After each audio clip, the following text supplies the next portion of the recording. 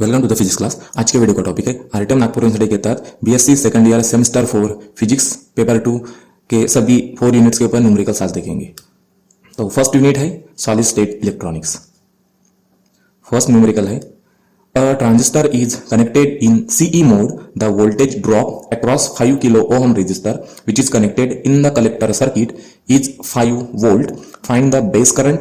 The current gain alpha of the transistor is 0.998। एक बार 2.5 mark के लिए क्वेश्चन पूछा गया है। तो इस न्यूमेरिकल में जो भी गिवन डेटा है, तो जैसे कि द वोल्टेज ड्रॉप दिया है 5 वोल्ट है और रजिस्टर जो हमने करंट किया वो 5 किलो ओम है। बेस करंट निकालना है जबकि हमें करंट गेन दिया गया है। तो ये जो डायग्राम आप देख पा रहे होंगे तो ये सीई मोड का ट्रांजिस्टर कनेक्शन की डायग्राम है। तो सबसे पहले गिवन में हम लिख लेंगे करंट गेन कितना है 0.998, फिर वोल्टेज ड्रॉप 5 वोल्ट है, रजिस्टर की वैल्यू है 5 के किलो ओम, किलो का मतलब 10⁻³ ओम। बेस करंट निकालना है हमें। तो हमें सबसे पहले हम कलेक्टर करंट निकालेंगे। कलेक्टर करंट का फार्मूला है IC = VD / R। VD यानी कि पोटेंशियल ड्रॉप है जो कि 5 है, डिवाइडेड बाय R की वैल्यू लिख देंगे 5 × 10⁻³ 5 कैंसिल हो जाएंगे। तो और ये जो पावर है डिनोमिनेटर में पावर 3, ये जब न्यूमरेटर में चला जाएगा तो ये होगा -3। तो कलेक्टर करंट मिलेगा हमें 10⁻³ एम्पियर। नेक्स्ट हम करंट गेन निकालेंगे। करंट गेन का फार्मूला है beta = alpha divided by 1 - alpha. अब अल्फा की वैल्यू भी हमारे पास में गिवन में, तो इसमें वैल्यू पुट कर देंगे 0.998 डिवाइडेड बाय 1 - 0.998। तो डिनोमिनेटर में जो है 1 एक में से 0.998 चले गए तो इसमें कितने रहेंगे 0.002। तो इसको अब डिवाइड कर देंगे तो हमें बीटा की वैल्यू मिलेगी 499। नेक्स्ट प्रोसेस है हमारी की बेस करंट निकालने की। बेस करंट का फार्मूला है IB = IC divided by beta. अब यहाँ पर हमने IC पहले ही निकाल लिया और बीटा की मतलब करंट गेन भी निकाल लिया। तो इस फार्मूला में हम फिर वैल्यूज पुट कर देंगे। IC है 10⁻³ और बीटा है 499। अब इसको डिवाइड कर देंगे तो मिलेगा 0.003 × 10⁻³ एम्पियर। अब ये जो डिजिट है ये तीन डिजिट पीछे लेके जाएंगे पॉइंट को 1 2 3, तो कितना आएगा 10⁻³ -3 और ये -3 कितना हुआ -6। तो IB करंट होगा हमारा 2 माइक्रो एम्पियर। माइक्रो का मतलब 10⁻⁻6। नेक्स्ट क्वेश्चन है an LED is made up of gallium arsenide phosphide for which the band gap EG = 1.6 volt at 300 K। Calculate the wavelength of light emitted by it when it is in forward bias. ठीक है, तो ये जो diagram देख पा रहे होंगे तो ये LED डायोड है, सेमीकंडक्टर डायोड है। तो फॉरवर्ड बायस का मतलब कि P रीजन यानी कि P type semiconductor is connected to the positive terminal of the battery और N type region is connected to the negative terminal of the battery. तो ऐसे बायस को हम क्या करेंगे फॉरवर्ड बायस करेंगे। और जब भी ये LED ग्लो होगा फॉरवर्ड बायस में तो इसमें वेवलेंथ कितनी होगी लाइट की वो हमें निकालना है। तो सबसे पहले हम गिवन में जो भी डेटा दिया गया वो लिख लेंगे। बैंड गैप दी गई 1.6 वोल्ट, प्लैंक्स कांस्टेंट ये दिया रहेगा 6.63 × 10⁻³ joule second. Light of speed दी गई है 3 × 10⁸ मीटर पर सेकंड। चार्ज इलेक्ट्रॉन का दिया गया है 1.6 × 10⁻⁻19 कूलम। वेवलेंथ निकालना है हमें। अब हम सबसे पहले जो भी एनर्जी इमिटेड हुई है लेजर ये LED की, तो इसका फार्मूला लिख देंगे HC / λ = E का मतलब एनर्जी। अब E जो होगी ये किससे बनी हुई है चार्ज इंटू बैंड गैप। तो अब हमें लैम्बडा निकालना है। लैम्बडा निकालने के लिए क्या करना पड़ेगा, लैम्बडा को राइट हैंड साइड लेके जाना पड़ेगा और ये जो Q × E की वैल्यू है तो ये इसके डिनोमिनेटर में आएगी। तो अब क्या करेंगे जो भी हमारे पास में वैल्यूज है गिवन में तो यहाँ पर इस फार्मूले में पुट कर देंगे। तो हमें मिलेगा lambda = 6.63 × 10⁻⁻34 into speed of light divided by charge की वैल्यू और ये बैंड गैप। अब यहाँ पर जो ये पावर है, पावर में क्या है -19 है। जब ये न्यूमरेटर में चला जाएगा ठीक तो ये पॉजिटिव होगा। तो फार्मूला में जो डिनोमिनेटर में पावर है वो माइनस में -19, जब ये न्यूमरेटर में चला जाएगा तो पॉजिटिव होगा। तो यहाँ पर हमारा फार्मूला ऐसे बनेगा -34 + 19 + 8। ठीक है, और डिनोमिनेटर में रहेगा 1.6 × 1.6। तो अब इससे पावर को सॉल्व कर देंगे। सबसे पहले तो हमें मिलेगा -7 × 10⁻⁻7। अब 1.6 × 1.6 इसके साथ में हम डिवाइड कर देंगे तो हमें मिलेगा इसका आंसर 7.769 × 10⁻⁻7 मीटर। अब इस वेवलेंथ को हमें एंगस्ट्रॉम यूनिट में कन्वर्ट करना है। तो एंगस्ट्रॉम यूनिट में कैसे कन्वर्ट करेंगे इसको, तो ये जो डिजिट है इसको पीछे लेके जाएंगे 3 डिजिट से, ए डॉट को 1 2 3। ठीक है, तो 3 डिजिट पीछे चले गए तो क्या होगा 10⁻³ -3 और -7 -10, तो ये होगा -10। तो अब 10⁻⁻10 मीटर का मतलब होता है 1 एंगस्ट्रॉम यूनिट, जो कि हमारी वेवलेंथ है। नेक्स्ट क्वेश्चन है for a transistor the collector current is 10.5 to 5 milliampere. Leakage current IC is 5 milliampere. When base current is 100 milliampere, calculate the value of beta. 2 mark के लिए एक बार क्वेश्चन पूछा गया है, तो ये इसका डायग्राम है, सर्किट डायग्राम है, ठीक है, ये सी मोड का ही है। तो सबसे पहले हम गिवन में लिख लेंगे जो भी न्यूमेरिकल में गिवन है। बेस करंट दिया गया है जो कि है 100 मिली एम्प्स, सेकंड है कलेक्टर करंट जो कि है 10.5 to 5 मिली एम्प्स, और लीकेज करंट भी दिया गया है 5 मिली एम्प। हमें करंट गेन निकालना है। एक्चुअली इस फार्मूला में डिवाइड ही आएगा, इसलिए ये मिली एम्पियर तो कैंसिल हो जाएगा, इसलिए इसको ऐसा यूनिट में कन्वर्ट करने की कोई वैसे जरूरत है नहीं। सो उसके बाद में हम फार्मूला अप्लाई करेंगे करंट गेन का इन सी मोड, तो वो होगा beta is equal to I C divided by I B. Next अब इस फार्मूला में हम वैल्यूज पुट कर देंगे। आईसी की वैल्यू है 10.5 to 5 और आईबी की वैल्यू है 100। इसको हम डिवाइड कर देंगे तो बीटा की वैल्यू मिलेगी 0.05। इसमें यूनिट नहीं होता है क्योंकि दोनों ये जो यूनिट होंगे ना तो ये कैंसिल हो जाएंगे। नेक्स्ट यूनिट है यूनिट 2 फील्ड इफेक्ट ट्रांजिस्टर। तो इसका फर्स्ट न्यूमेरिकल है calculate the resistance between gate and source if reverse gate voltage of 15 volt which produce gate current 10 raised to the power -3 microampere in a given JFET। ठीक है, तो ये आपका transistor है, ये कौन से टाइप का है, junction field effect transistor type का है। तो ये वाला ड्रेन है, ये सोर्स है और ये वाला आपका गेट है। तो इसका मतलब क्या है कि हम जो भी डेटा गिवन में है वो लिख लेंगे। सबसे पहले गेट करंट है हमारा 10 raised to the power -3 microampere, micro का मतलब 10 raised to the power -6 -3 -9 ampere हो गया।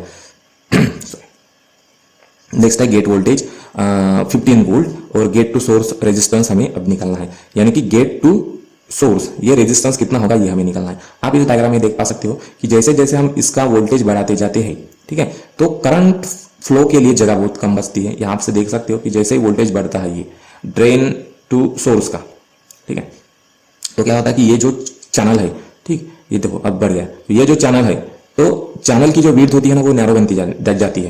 तो इस तरह से क्या होता है कि ये जो ड्रेन करंट है तो ये फ्लो होना कम करता है या उसकी वैल्यू कम आएगी।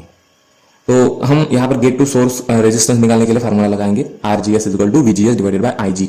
जो भी डेटा गिवन में है वो पुट कर देंगे, VGS में 15 और IG में 10 raised to the power -9। Denominator में -9 है, न्यूमरेटर में चला जाएगा तो होगा पॉजिटिव। तो रेजिस्टेंस कितना होगा 15 × 10 raised to the power 9 ohm. Next numerical है calculate the voltage gain of JFET voltage amplifier having transconductance 4000 micro mho and the load resistance of 10 kilo ohm. 2 बार 2 मार्क के लिए क्वेश्चन पूछा गया है ये, तो उसी JFET के ऊपर ये न्यूमेरिकल है। तो सबसे पहले हम गिवन में जो भी डेटा गिवन है इस न्यूमेरिकल में तो लिख लेंगे। ट्रांस कंडक्टेंस है जो कि GM से डिनोट किया है, तो ये है 4000 माइक्रो मोह, माइक्रो का मतलब 10 raised to the power -6, ठीक, तो -6 और ये 3 डिजिट यानी कि +3, ठीक है, तो 6 में से 3 गए, कितने रहे -3, तो ये होगा इसका ट्रांस कंडक्टेंस। उसके बाद में लोड रेजिस्टेंस दिया गया है 10 के ओहम का, के का मतलब किलो का मतलब पावर 3 पॉजिटिव, ठीक है, तो ये 3 और ये 10 का 1 0, तो कितने होंगे 4, 10 raised to the power 4 ohm. तो वोल्टेज गेन निकालना है AB। तो वोल्टेज गेन निकालने के लिए हम सबसे पहले इसका फार्मूला लिख लेंगे AB equal to RL × GM। अब इसमें वैल्यूज पुट कर देंगे हम। RL की वैल्यू है 10 raised to the power 4, GM की वैल्यू है 4 × 10 raised to the power -3, तो 4 में से 3 गए, बचा 1, पॉजिटिव 1, ठीक है, यानी कि 10 बचे, 4 × 10 कितने हुए 14, तो 14 इसका वोल्टेज गेन होगा। नेक्स्ट न्यूमेरिकल है the following readings were obtained experimentally for JFET, calculate first AC drain resistance, second transconductance, third है एम्पलीफिकेशन फैक्टर। 2 बार क्वेश्चन 2.5 मार्क के लिए पूछा गया, तो ये इंपॉर्टेंट क्वेश्चन है। तो अब इस न्यूमेरिकल में हमें ड्रेन रेजिस्टेंस, ट्रांस कंडक्टेंस और एम्पलीफिकेशन फैक्टर निकालना है, जबकि हमें टेबल दिया गया है। तो आप टेबल में देख सकते हो कि ये गेट टू सोर्स वोल्टेज की वैल्यूज है 0, 0 और 0.2, और ये VDS की वैल्यूज है, VDS का मतलब ड्रेन टू सोर्स वोल्टेज 7, 16, 16, और ये ड्रेन करंट की वैल्यूज है मिली एम्प्स में जो कि है 10, 10.3 और 9.8। तो ये इसी डेटा का यूज करके अभी हमें ये जो ट्रांस कंडक्टेंस, ड्रेन रेजिस्टेंस और एम्पलीफिकेशन फैक्टर कैलकुलेट करना है। तो सबसे पहले हम गिवन में लिख लेंगे जो भी डेटा गिवन है। गेट टू सोर्स वोल्टेज कितना है, ये 0, 0 ले लेंगे, ठीक है, क्योंकि 0 लेंगे तो हमें आसानी होगी वैल्यूज कैलकुलेट करने में। फिर ड्रेन टू सोर्स वोल्टेज कितना है 16, ये 16 2 बार रिपीट हो रहे, तो ये वाला वैल्यू लेंगे क्योंकि हमें दोनों कॉलम को यूज करना है एट अ कांस्टेंट वोल्टेज, इसलिए हमने ये 2 कॉलम यूज किए, ठीक है। फिर ट्रांस कंडक्टेंस निकालना है, एम्पलीफिकेशन फैक्टर निकालना है और ड्रेन रेजिस्टेंस निकालना है। तो हमारे पास एसी रेजिस्टेंस निकालने के लिए, एसी ड्रेन रेजिस्टेंस निकालने के लिए फार्मूला है RD is equal to delta VDS divided by delta ID at VGS का मतलब at constant gate to source voltage. अब इस आप डायग्राम में देख पा सकते हो कि VGS का मतलब ये वाला वोल्टेज, यहाँ पर दो कॉलम में कांस्टेंट वोल्टेज है, इसलिए हमने ये वाला चूज किया है। नेक्स्ट है इस फार्मूला में हम वैल्यूज पुट कर देंगे जो भी हमारे पास में है। जैसे कि इस टेबल से देख पा सकते हो कि एट कांस्टेंट VGS क्या है 0 0, ठीक है, दो ही वैल्यूज कांस्टेंट है ना, यहाँ पर 0 ही कांस्टेंट है, इसलिए हमने ये वाला दो कॉलम सेलेक्ट की। अब इसके करस्पॉन्डिंग्स कौन से रीडिंग्स है VDS के, यहाँ पर VDS के रीडिंग्स है 16 - 7 लिख लिया। फिर ID की रीडिंग क्या है 10.3 - 10, 10.3 - 10 इंटू 10 टू पावर -3, -3 इसे ले लेगा क्योंकि यहाँ पर मिली एम्पियर है, मिली का मतलब 10 to power -3 at constant 0 voltage. अब इसको हम सॉल्व कर देंगे तो 16 से 7 गए चले गए, इसको सब्सट्रैक्ट कर देंगे तो 9 बचेंगे, डिवाइडेड बाय 10.3 से 10 चले गए तो 0.3 होगा इंटू 10 टू पावर -3। अब डिनोमिनेटर में -3 है, न्यूमरेटर में चला जाएगा तो +3 होगा और इसके साथ डिवाइड कर देंगे तो क्या मिलेगा हमें, रेजिस्टेंस की value 30 into 10 to power 3 ohm, तो ये आपका रेजिस्टेंस होगा। नेक्स्ट है ट्रांसकंडक्टेंस निकालने का फार्मूला जो कि है GM is equal to delta ID divided by delta VGS at constant VDS यानी कि कांस्टेंट ड्रेन टू सोर्स। अब ड्रेन टू सोर्स में कांस्टेंट वैल्यू कहाँ है, यहाँ पर है 16, इसलिए हम ये दो कॉलम यूज करेंगे। तो जैसे कि ये दो कॉलम हम यूज करेंगे और दोनों करस्पॉन्डिंग रीडिंग्स को यहाँ पर यूज करेंगे।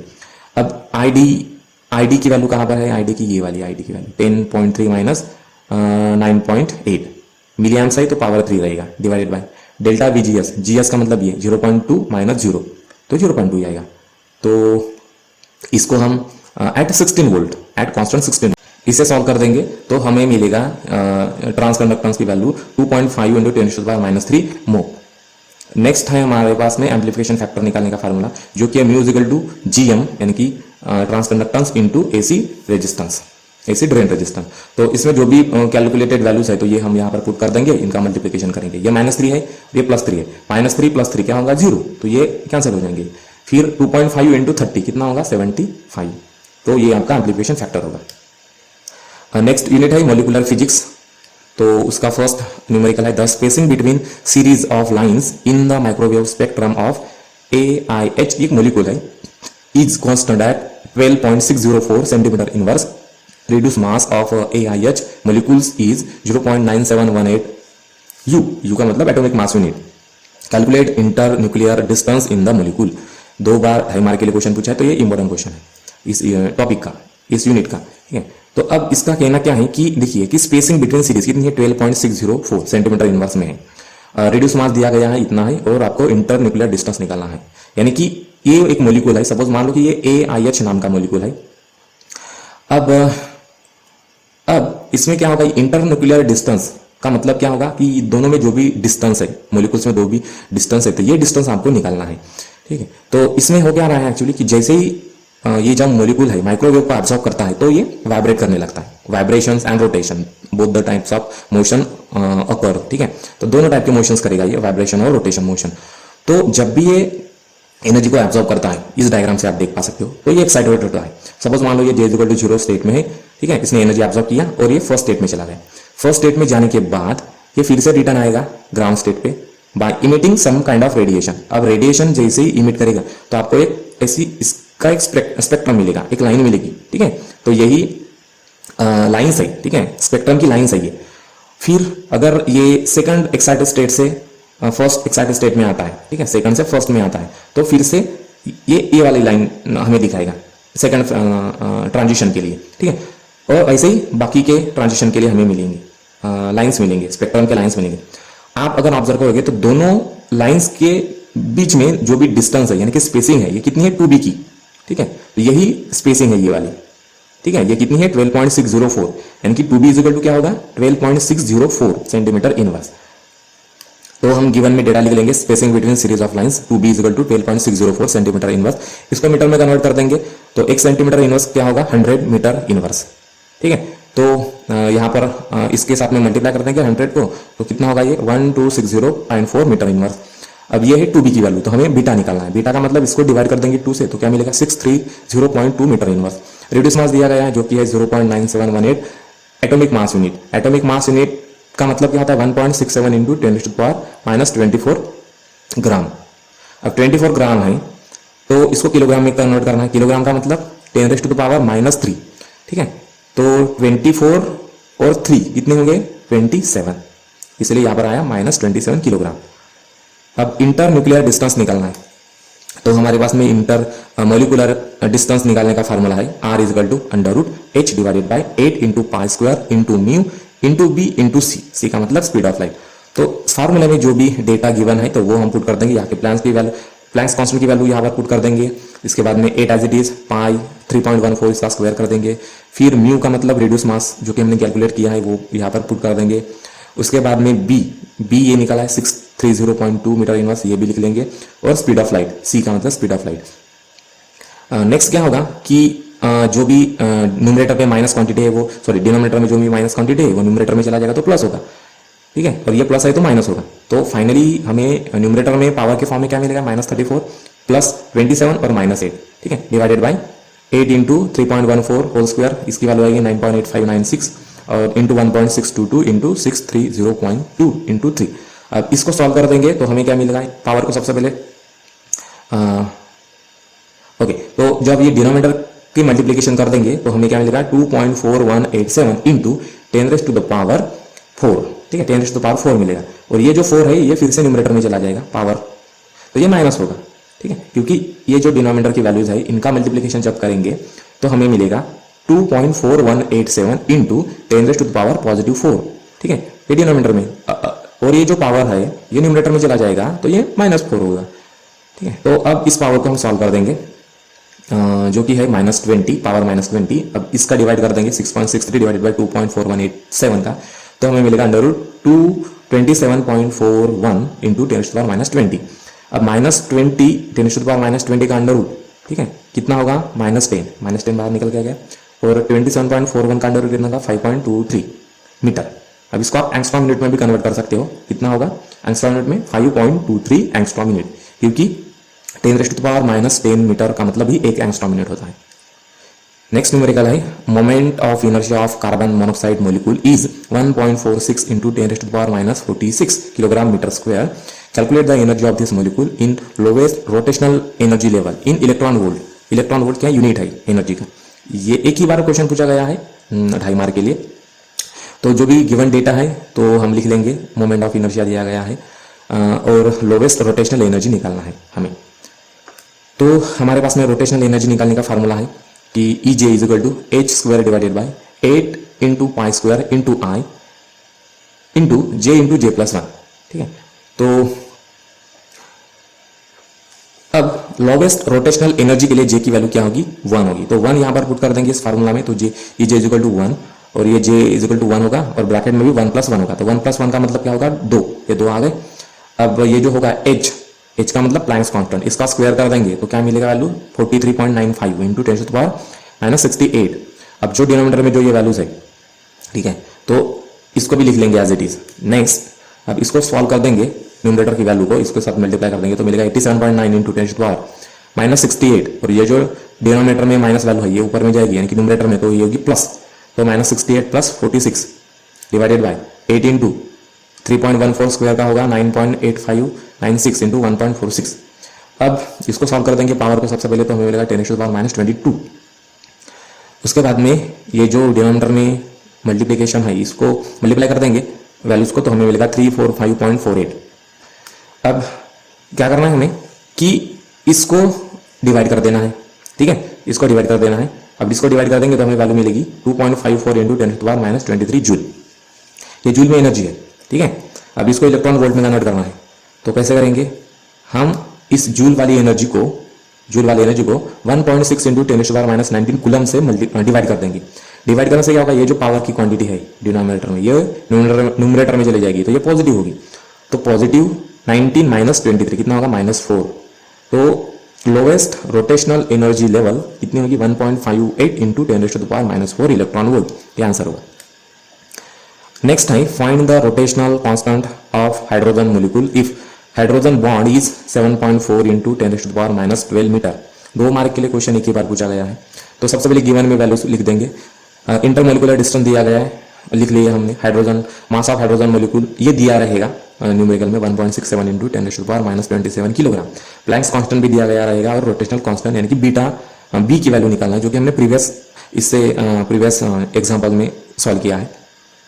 सो अब हमें रिड्यूस मास सबसे पहले निकालना होगा, क्योंकि बी की वैल्यू निकालने के लिए रिड्यूस मास निकालना होता है। तो रिड्यूस मास का फॉर्मूला क्या है, mh into mh divided by mh plus mh into 1.67 into 10⁻⁻27 kilogram. तो इसको सॉल्व कर देंगे। mh कितना है, मास नंबर एक ही होता है हाइड्रोजन का, ये मास नंबर है mh इंटू mh, ठीक है, और डिवाइडेड बाय 2। तो इसको सॉल्व कर देंगे तो रिड्यूस मास की वैल्यू मिलेगी 0.835 into 10⁻⁻27 kilogram. Next moment of inertia निकालने का फार्मूला है I is equal to mu into R square. अब इस फार्मूला में वैल्यूज पुट कर देंगे। म्यू की वैल्यू जो कि हमने कैलकुलेट किया है वो पुट कर दिया हमने 0.835 इंटू 10⁻⁻27, और आर स्क्वायर की वैल्यू जो है ये इंटर मोलिकुलर डिस्टेंस, इसका स्क्वायर कर देंगे। अब दोनों को सॉल्व कर देंगे। यहाँ पर क्या है -24, यहाँ पर है -27, दोनों को ऐड कर देंगे तो हमें मिलेगा -51।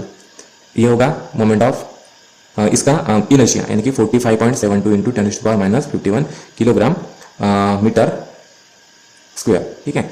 नेक्स्ट है रोटेशनल कांस्टेंट निकालने का फार्मूला। ये क्या है, beta is equal to h/8 pi square into I into C. अब जो भी क्वांटिटी हमने कैलकुलेट किया है वो सब इस फार्मूले में पुट कर देंगे। प्लैंक्स कांस्टेंट की वैल्यू पुट कर दिया, यहाँ पर पाई की वैल्यू पुट कर दिया, मोमेंट ऑफ इनर्शिया की वैल्यू पुट कर दिया, और स्पीड ऑफ लाइट की वैल्यू पुट कर देंगे। अब डिनोमिनेटर में क्या है, -51 है, न्यूमरेटर में चला जाएगा तो +51 होगा। फिर से डिनोमिनेटर में पावर में 8 है, प्लस है, न्यूमरेटर में चला जाएगा तो -8 होगा। तो ये वाला पावर आ गया, ठीक है।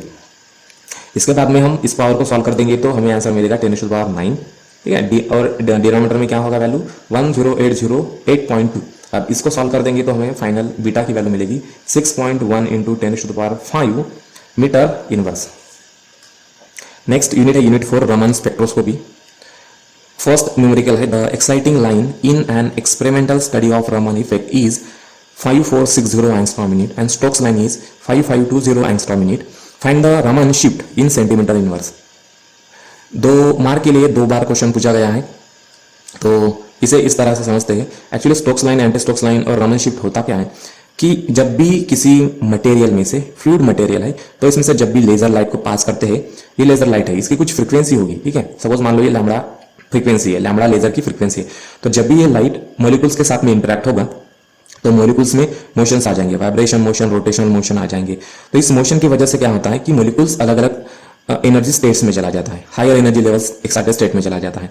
तो अगर ये मॉलिक्यूल रेडिएशन यानी कि जो भी लेजर लाइट एब्जॉर्ब कर लिया तो ये रेडिएट करेगा कुछ लाइट को।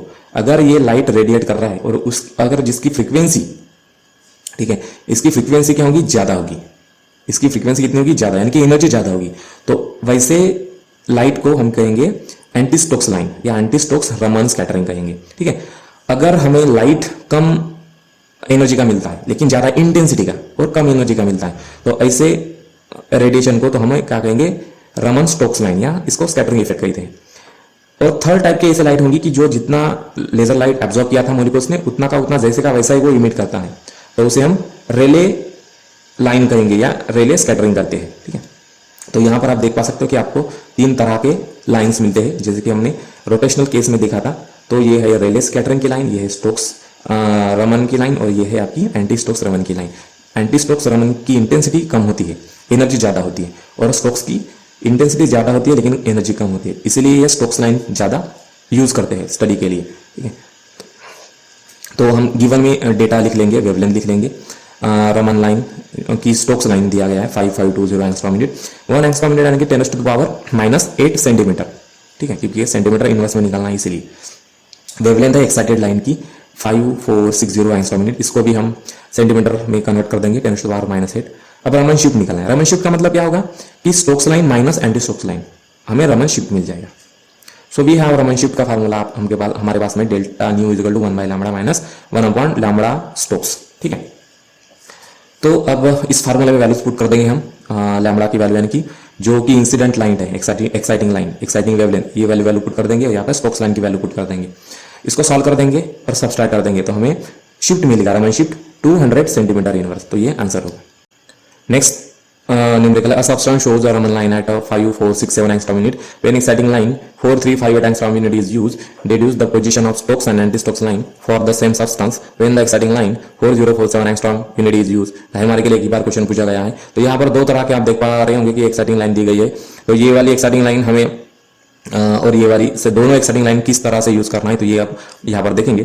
ये तो सेम इफेक्ट है कि जैसे भी रेडिएशन किसी मॉलिक्यूल एब्जॉर्ब करता है किसी रेडिएशन को, तो वो वाइब्रेट करता है या फिर रोटेट करता है और अलग अलग एनर्जी लेवल पर वो चला जाता है मॉलिक्यूल्स, और जब भी ग्राउंड स्टेट पे आता है तो एनर्जी को फिर से इमिट करता है। ठीक है, तो यही रमन इफेक्ट में होता है। तो भाई हम देखेंगे, गिवन लिख लेंगे, वेवलेंथ दी गई है रमन लाइन की कितनी है, ये 4, 5, 6, 7 एंगस्ट्रॉम यूनिट। अब इसको हम सेंटीमीटर में कन्वर्ट कर देंगे, यानी कि 10⁻⁻8। अब वैसे ही एक्साइटिंग लाइन 1 दी गई है, उसको भी कन्वर्ट कर देंगे सेंटीमीटर में, और एक्साइटिंग लाइन 2 दी गई है, उसको भी कन्वर्ट कर देंगे। एंटी स्टोक्स लाइन दी गई है। तो सबसे पहले हमें क्या करना है कि इन दोनों लाइन का यूज करके, ये रमन लाइन है, ये कोई भी लाइन हो सकती है, स्टोक्स लाइन या एंटी स्टोक्स लाइन, ठीक है। तो इन दोनों को सब्सट्रैक्ट करेंगे और हमें क्या मिलेगा, डेल्टा शिफ्ट मिलेगा। ठीक है, डेल्टा शिफ्ट मिलेगा। अब डेल्टा शिफ्ट को इसके साथ में ऐड कर देंगे तो हमें एंटी स्टोक्स लाइन मिलेगी। तो ये हम अभी देखेंगे। तो हम रमन शिफ्ट के लिए फार्मूला यूज करेंगे, delta nu is equal to 1/λ1 minus 1/λ Raman line. अब यहाँ पर जो भी गिवन डेटा है वो पुट कर देंगे और इसे सॉल्व कर देंगे। सॉल्व करने के बाद सब्सट्रैक्ट कर देंगे तो हमें रमन शिफ्ट मिलेगी 1050 सेंटीमीटर इनवर्स। ठीक है, अब फिर हमारे पास में दूसरे एंटी स्टोक्स लाइन का फार्मूला है। एंटी स्टोक्स लाइन का फार्मूला क्या है, 1/λ anti Stokes is equal to 1/λ2 plus delta nu, यानी कि क्या किया हमने यहाँ पर शिफ्ट निकाला। दोनों एक्साइटिंग, यानी कि एक exciting line, first exciting line और रमन लाइन का यूज करके हमने सबसे पहले रमन शिफ्ट निकाला। अब रमन शिफ्ट, इन दोनों का यूज करके रमन शिफ्ट निकाला, रमन शिफ्ट को इससे ऐड किया सेकंड एक्साइटिंग लाइन से, तो हमें एंटी स्टोक्स लाइन मिल जाएगी। ये वाला फार्मूला है हमारा। अब इसमें वैल्यूज पुट कर देंगे हम, जो कि λ2 यानी कि सेकंड एक्साइटिंग लाइन की है और रमन शिफ्ट की वैल्यू। अब इसे सॉल्व कर देंगे और ऐड कर देंगे तो हमें anti Stokes line 1/λ anti Stokes line की वैल्यू मिलेगी 25759 सेंटीमीटर इनवर्स। अब इसका इन्वर्ट कर देंगे इस वैल्यू का, तो हमें मिलेगा λ anti Stokes value 3882 angstrom unit.